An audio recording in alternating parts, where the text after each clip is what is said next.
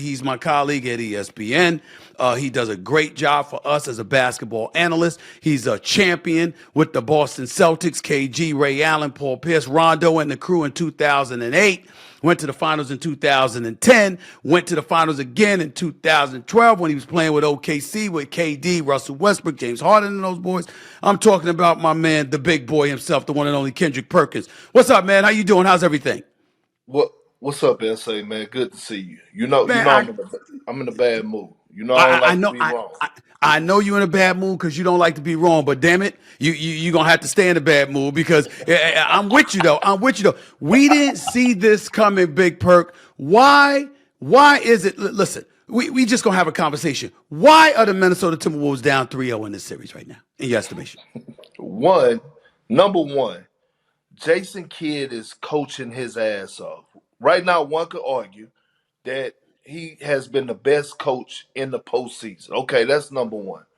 Number two, Kyrie Irving leadership and his play on the floor. Do you Hmm. realize Kyrie have a different handshake for each person in the organization? That Wow. tells you how connected he is to those guys and how he has embraced that organization and leading by the way. And I'm looking at Luca. Now, Luca was questionable before this game tonight. We knew he was going to Hmm. play, but the fact that he was questionable because he's dealing with a knee strain and he's out there busting their ass on one leg, SA. One leg. This is the number one defense in the league. So I'm looking at that duo, the most dangerous duo in basketball, and they're on a mission. They're on a mission, and they feel like they are 5 wins away from winning the championship. They actually believe, and they're showing the world that they're legit title contenders, meaning that in the next series, once they complete this one, they feel like they're going to be champions. And I'm damn near leaning their way. I'm not going to jump the gun yet. Here's the other side of things. Carl Anthony Towns. I was waiting for it. I was waiting for I it. don't know what the hell he's doing. Okay, Coach Finch, in that game, he goes small, right? Dallas goes small. Carl Anthony Towns still couldn't find his way to the low block, ask for the ball, and dominate.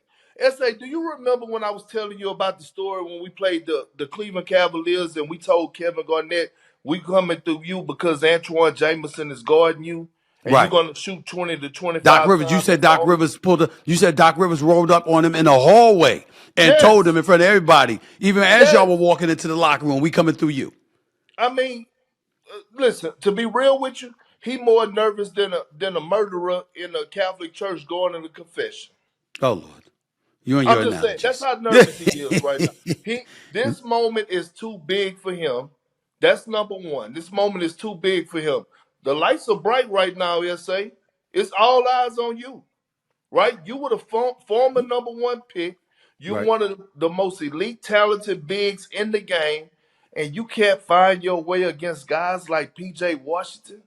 You steady shooting 3-point shots. You can't go on the low block. Now, part of it, I'm looking at this game tonight. Well, the game tonight.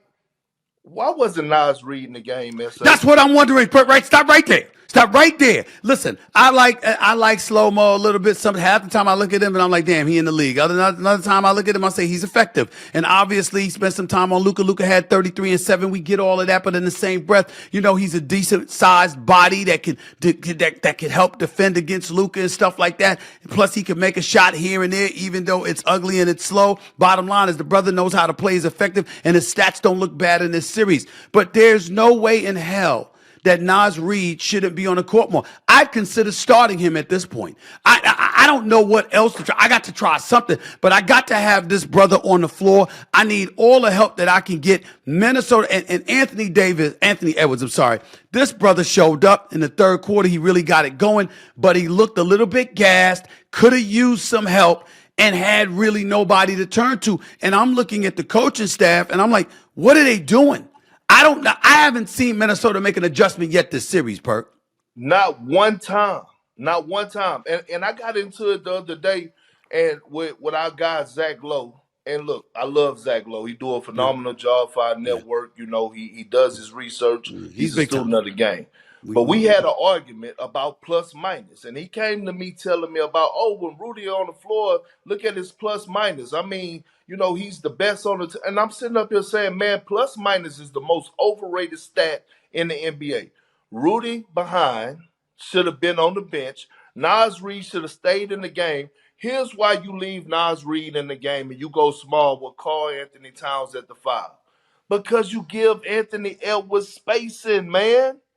You give him Yeah. spacing to get downhill and attack SA. He needed that. Also, you give another guy. He's been the second best player on the team. I'm talking about Nas Reed in this series. Mm-hmm.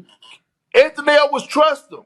He was getting buckets, not just shooting the three, attacking the basket, doing it in all type of ways. You gotta leave him on the floor. Think about this. Coaches really have been dropping the ball in this postseason.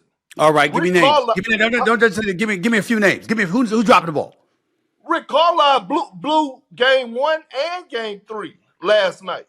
Both of those losses, one could argue that Indiana should be up on the Celtics 2-1 right now. I agree Rick with that, but Carlisle, I agree with that. We'll get to that later because I don't know if I could blame Rick Carlisle for going with it and not calling the timeout in game 3. Game 1 was different. Game 3, I'm not so sure, but we'll get to that a little bit later. What else? Who else you pointing to? I mean, Tibbs did some things. I applaud Tibbs, but he got to get back to this offseason and look himself in the mirror on some things. I thought he could have went to Alex Burks early in the postseason, especially in round 1. Went deep into the bench, but we could get into that. But I'm looking at Finch. I'm looking at Rick Carlisle. Those two in particular, I'm saying to myself, damn. Even Michael Malone. Yeah. In that series. But you got to leave Nas Reed on the floor, man. I mean, damn. Especially when they struggle offensively. We know what they can do defensively, but here's the thing for me. They've struggled offensively periodically throughout the season. Their defenses are their signature. That's what they stand on. We get that. That's the business they stand on. My issue with Minnesota is that I'm looking at them and I'm like, Kyrie, Luka's averaging 32, 10, and 8. Kyrie's at 25, 5, and 4. You got PJ Washington. He's hit some shots. You got Gafford and Lively. They scoring some points and averaging about 4 blocks a game combined. I'm just looking at Dallas right now, led by Luka and led by Kyrie. At no point in game 3 did I believe Minnesota was going to win this game. At no point. Even when they came back, even when they took the lead, the closest I came to thinking that Minnesota was going to win this game was after the dunk from Ant-Man. Because I said, maybe that's going to spark them, maybe that's going to spark him. And not only that, after he dunked it, Perk, he went back down the floor and he was guarding Derrick Jones. He wasn't guarding Kyrie Irving, which I thought was smart. But then he seemed to run out of gas. They don't seem to have answers for Dallas offensively, but Dallas seems to have answers for them. That's my issue, Perk. No, I'm with you. And look, SA, when you get this deep into the playoffs, it's a little bit of X's and O's. J Kidd making adjustments, making the right rotations, putting the right personnel out there. But it's all about your superstars taking you home. Right now, all we're watching right now is we're watching two superstars dominate 2 other superstars, and they're teaching them a lesson. We're watching Luka and Kyrie do what they do. It's not like it's J Kidd drawing up some beautiful ass plays or anything to that nature. No, this is elite shot making. Do you know how many hours in the gym you have to put in order to be hitting left-hand floaters that Kyrie is hitting in the paint?